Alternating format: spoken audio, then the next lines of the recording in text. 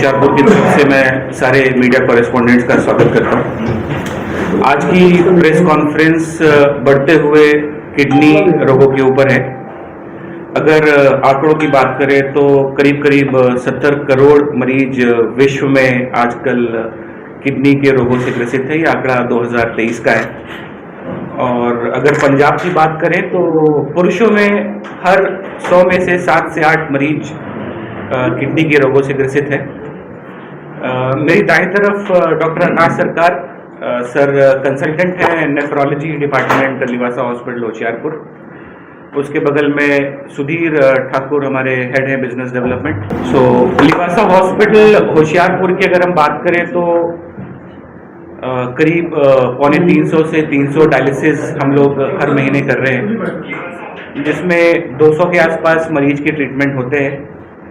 Dedicated ICU है हमारे पास nephrology के लिए, किडनी के इलाज के लिए। डेडिकेटेड टीम है जिसमें 6 से 7 लोग हैं डॉक्टर आकाश सरकार की टीम में। सबसे बड़ी बात है होशियारपुर में इकलौता सेंटर है जहां पर हमारे पास 24 घंटे डायलिसिस सेवा उपलब्ध है। और आज हम लोग एक प्रोमोशनल डायलिसिस स्कीम भी लॉन्च करने जा रहे हैं इस प्रेस कॉन्फ्रेंस के माध्यम से। बाकी डॉक्टर आकाश आपको बेहतर बता पाएंगे कि आजकल किडनी रोगों के लिए क्या बचाव है, इसको अवॉइड कैसे किया जाता है, इसके सिम्टम्स क्या हैं और अर्ली डिटेक्शन मेथड्स क्या है। सर शुक्रिया। ऐसे जैसे अभिनव जी ने बताया कि अब सबको ही पता चल रहा है कि किडनी का बीमारी आजकल का दिन में कितना कॉमन हो गया है, ठीक है। और इसका मेन वजह यह है कि डायबिटीज़ और बीपी जो हमारा हाइपरटेंशन जिसको हम लोग कहते हैं डॉक्टरी टर्म में, ये इतना कॉमन हो गया कि आज आप घर में पूछो कि हर घर में कोई ना कोई मरीज़ रहता है इन दोनों बीमारी का। और किडनी का बीमारी भी, ये दोनों बीमारी से पूरे तरह से ताल्लुक़ है। अगर आपका शुगर या बीपी अच्छे से कंट्रोल में नहीं रहता है, वो किडनी को असर करता है। और सिर्फ किडनी को नहीं, आपका हार्ट को, दिल को, इवन आपके लीवर को, मतलब पूरा बॉडी सिस्टम को ये असर करता है। तो हमारे सिर्फ इंडिया में नहीं, अगर दुनिया भर भी देखें तो ये किडनी का बीमारी का सबसे कॉमन रीज़न है ये डायबिटीज़ और ये बीपी। उसके बाद क्या है कि तो अगर आपको किसी मरीज़ आपको का डायबिटीज़ या बीपी रहता है तो वो अच्छे से कंट्रोल में रखना पड़ेगा और उनको रेगुलर चेकअप में रहना पड़ेगा। क्योंकि मरीज़ का थोड़ा ये रहता है कि मेरा तो अभी शुगर कंट्रोल में रहता है, लेकिन वो उतना रेगुलर फॉलोअप में नहीं रहता है। अब शुगर ऐसा बीमारी है कि आपको पहले से पता नहीं चलेगा, मतलब एकदम निस्सब घातक आप कह सकते हैं। जब पता चलेगा तब कि आपका दिक्कत होना स्टार्ट हो, तब तक ऑलरेडी काफ़ी देर हो चुका है। तब आप ट्रीटमेंट स्टार्ट करोगे, शुगर आपका कंट्रोल आने में भी ये जो डैमेज हो जाता है, नुकसान हो जाता है, इसमें ज़्यादा सुधार नहीं हो सकती। क्योंकि ये जो डैमेज होता है ना, ये आपका परमानेंट डैमेज जैसा हो जाता है। तो आप शुगर भी कंट्रोल में करोगे तो आपको फिर से डैमेज होने से वो रुक सकता है। दूसरा रहता है, अगर किसी मरीज़ का होता है कि घर में ऑलरेडी गुर्दे का कोई पेशेंट है, कि उनका फैमिली में कोई है, जैसे पिता माता में किसी का गुर्दे का बीमारी है या भाई बहन में, तो उनको भी थोड़ा सतर्क रहना चाहिए, उनको भी थोड़ा रेगुलर चेक करना चाहिए। या फिर किसी का आ रहा है कि बहुत ज़्यादा वीकनेस लग रहा है, खून बन नहीं रहा है, थकानपन लग रहा है, भूख नहीं लग रहा है, फिर खाने का मन नहीं हो रहा है, कि खाने के टाइम में ज़्यादा उल्टी होता है, तो इनको तब देखना चाहिए कि उनका किडनी सही है कि नहीं। या फिर किसी को देख रहे हैं कि पेशाब से बीच बीच में झाग जाता है, कि पेशाब में खून आता है, कि पेशाब में बार बार जलन वगैरह, की पहले कभी गुर्दे का पथरी का प्रॉब्लम था, तो इन सबको थोड़ा चौकन रहना चाहिए। गुर्दे का जांच के लिए दो बहुत ही आसान टेस्ट है। एक तो जो हर लैब में होता है, कहाँ पर भी दुनिया में कोई भी कोने में जाओ ये टेस्ट होता है। जैसे एक है आपका ब्लड का यूरिया और क्रिएटिनिन का जांच, और एक करना चाहिए पेशाब में। एक पेशाब का यूरिन एग्जामिनेशन, रूटीन एग्जामिनेशन। इसमें क्या होता है कि पेशाब से कोई प्रोटीन जा रहा है कि नहीं, ये पेशाब में कोई खून का सेल वगैरह या फिर इन्फेक्शन है कि नहीं, वो पता चल जाता है। और एक जो रहता है स्पेशली जो शुगर बीपी जिन पेशेंट का रहता है, उन लोगों का क्या होता है कि पेशाब से प्रोटीन कितना जा रहा है, उसके लिए भी जाँच होता है। तो ये जांच अगर आप रेगुलर जैसे हर 3 महीने की 6 महीने गैप में कराते रहते हो, तो आप एटलीस्ट आप ये रहोगे कि हाँ मेरा गुर्दे का बीमारी कुछ है कि नहीं। और अगर अर्ली स्टेज में, शुरुआत के स्टेज में ये पकड़ में आता है, तो दवाई देकर हम लोग उसको आप धीमे कर सकते हैं कि हाँ चलो कंट्रोल में रख सकते हैं। लेकिन बाद में जाकर अब ऑलरेडी काफ़ी डैमेज हो चुका है, तब जाकर ज़्यादा दवाई देकर उसको धीमे करने का, ये उसको रुकने का चांस कम रहता है। डॉक्टर ये सीकेडी क्या चीज़ है? CKD basically chronic kidney disease है। जैसे कोई पेशेंट का अगर किडनी में कोई भी दिक्कत है, जैसे उसका यूरिया क्रिएटिन बढ़ा हुआ है या फिर उनका पेशाब से प्रोटीन जा रहा है, ये अगर टिपिकली देखिए अगर 3 महीने या उससे ज़्यादा भी टाइम रहता है, या फिर उनका कभी पेट का अल्ट्रासाउंड में दिखा जाता है कि किडनी छोटा होना स्टार्ट हो गया, ये अगर 3 महीने से ज़्यादा रहता है, उसको आपको डॉक्टरी के टर्म में सीकेडी या क्रॉनिक किडनी डिजीज कहते हैं। और इसका सबसे कॉमन वजह यही है कि शुगर और बीपी। उसके साथ जैसे मैंने बोला कि किडनी में अगर पथरी का बीमारी रहता है, कि घर में किसी का किडनी का बीमारी है, अगर मम्मी पापा भाई बहन में, या फिर आपका किसी का आपका पेशाब से प्रोटीन जा रहा है लेकिन उसका कोई इलाज नहीं हो रहा है, वो भी जैसे टाइम जाता रहेगा वो भी किडनी को ऐसे सुकड़ना ऐसे स्टार्ट कर देगा। और एक बार वो हो जाता है तो उसको तो ठीक करना मुश्किल होता है। और किडनी को हेल्दी रखने के लिए क्या क्या करना चाहिए? किडनी को हेल्दी रखने के लिए मेन चीज़ है, आपको अगर शुगर बीपी रहता है उसको कंट्रोल में रखना चाहिए। रेगुलर चेकअप के साथ रेगुलर शुगर और बीपी घर में शुगर बीपी मॉनिटर कीजिए। दूसरा क्या है, आपको खाने में जैसे नमक कम लेना चाहिए। मेन चीज़ वही है, क्योंकि नमक ज़्यादा लेंगे तो किडनी को ज़्यादा कम करना आता है। नमक और चीनी दोनों ही कम लेना है। कोई पेन किलर्स वगैरह, जैसे लोगों का हैबिट रहता है कि थोड़ा सा सर दर्द हुआ कि थोड़ा सा इधर उधर दर्द हुआ, चलो पेन किलर ले लेते हैं। अगर ऐसा कुछ हो भी रहा है, किसी डॉक्टर के सलाह लेकर तभी पेन किलर वगैरह लेना चाहिए।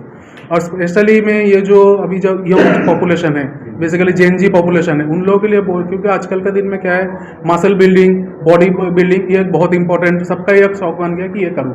तो उसके लिए क्या है कि वो लोग काफ़ी टाइम प्रोटीन सप्लीमेंट वगैरह की स्टेरॉइड वगैरह लेना स्टार्ट कर देते हैं। तो वो क्या होता है ना, वो भी किडनी को नुकसान करता है, वो भी किडनी को जो प्रोटीन जनक ये बीमारी को कर सकता है। तो उन लोगों को चौकन रहना पड़ेगा। अगर कोई एडवाइस करते हैं कि आपको प्रोटीन पाउडर या क्रिएटिन सप्लीमेंट, स्टेरॉइड सप्लीमेंट ये सब लेना चाहिए, किसी डॉक्टर को कंसल्ट करके या डॉक्टर के नज़र में रख के तभी लेना चाहिए, नहीं तो ये एकदम नहीं लेना चाहिए। तो डाइट करते हैं?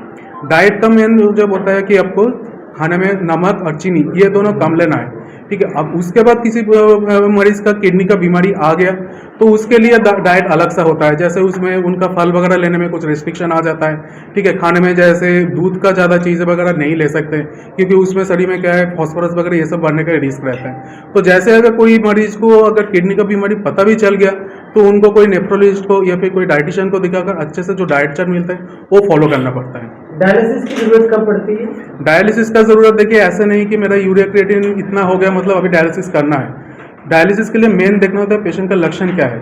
अगर कोई किडनी का मरीज को देख रहे हैं कि हाँ उसका भूख नहीं लग रहा है, खाने का मन नहीं हो रहा है, शरीर में आपका मसल वगैरह वीक हो जा रहा है, ठीक है, या फिर उल्टी हर दिन सुबह में रखकर उल्टी लगता है, तो ये अब या फिर आपका उनका पेशाब कम हो गया, शरीर में सूजन आता है, तो ये सब इंडिकेट करता है कि अभी इनका डायलिसिस स्टार्ट करने का टाइम हो गया।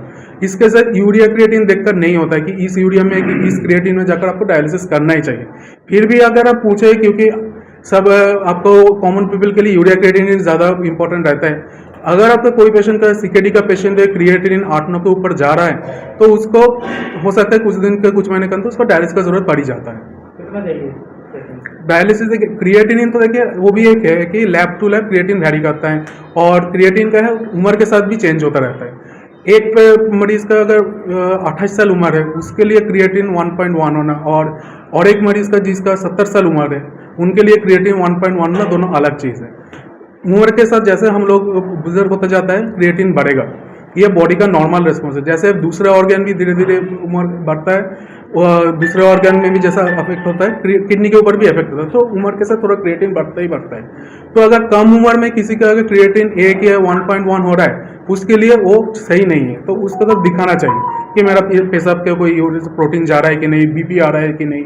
और जो भी कोई यंग कम उम्र का लड़का उसका अगर बीपी आ गया तो उसको भी तब दिखाना चाहिए कि हाँ उनका किडनी का काम सही कर रहा है कि नहीं, क्योंकि किडनी अगर सही काम नहीं होता है तो काफ़ी टाइम होता है कि बीपी बढ़ने का वो वजह रहता है। तो सर किडनी दान करने के लिए या किडनी लेने के लिए क्या कुछ मापदंड रखे गए हैं, क्या कुछ रूल फॉलो करना पड़ता है? देखिए किडनी जो अब किडनी का बीमारी हो गया, डायलिसिस हो रहा है, तो उसके लिए अभी तक जो है अल्टीमेट सॉल्यूशन है किडनी ट्रांसप्लांट, जो किडनी बदलने वाला। अब किडनी देने वाला क्या, अगर उनका कोई फैमिली मेम्बर हो सकता है, ठीक है।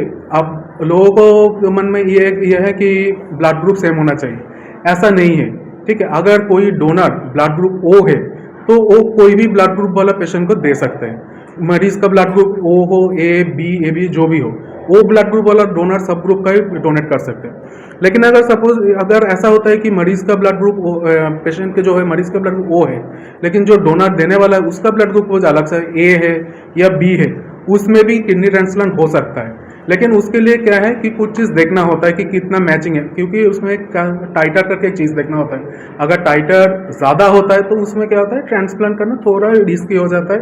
ऐसा नहीं कि नहीं हो सकता, लेकिन उसके लिए थोड़ा प्रोसेस थोड़ा लंबा होता है। तो और बाकी एक चीज़ मैं बोल दे रहा हूँ, किडनी ट्रांसप्लांट के लिए जो पॉजिटिव ब्लड ग्रुप की नेगेटिव ब्लड ग्रुप मायने नहीं रखता है। अगर डोनर का ब्लड ग्रुप पॉजिटिव है, मरीज का ब्लड ग्रुप नेगेटिव है, उसमें भी ट्रांसप्लांट हो सकता है। सर फ्रूट्स कौन से अच्छे हैं इसके लिए? फ्रूट्स देखिए, किडनी के लिए बेसिकली हम लोग जैसे कोई किडनी पेशेंट को एडवाइस करते हैं तो उसमें जनरली सेब, पपीता और खीरा, ये 3 फ्रूट हम लोग एडवाइस करते हैं, ठीक है। क्योंकि बाकी जैसे जमीन में उगने वाला कोई भी सब्जी हो वो अवॉइड करना चाहिए, क्योंकि उसमें क्या है, पोटेशियम या फॉस्फोरस ये सब ज़्यादा रहता है। चाने वगैरह जो भी रहता है उसमें भी फॉस्फोरस ज़्यादा रहता है, जो अल्टीमेटली शरीर के लिए, किडनी के मरीज के लिए सही नहीं होता है। तो सेब, खीरा, पपीता ये ले सकते हैं, लेकिन खीरा बिना नमक वाला लेना है। कोल्ड ड्रिंक्स वगैरह ना, कोल्ड ड्रिंक्स वगैरह से, क्योंकि कोल्ड ड्रिंक्स में क्या होता है, हाई शुगर कंटेंट रहता है और शुगर किडनी के लिए सही नहीं है।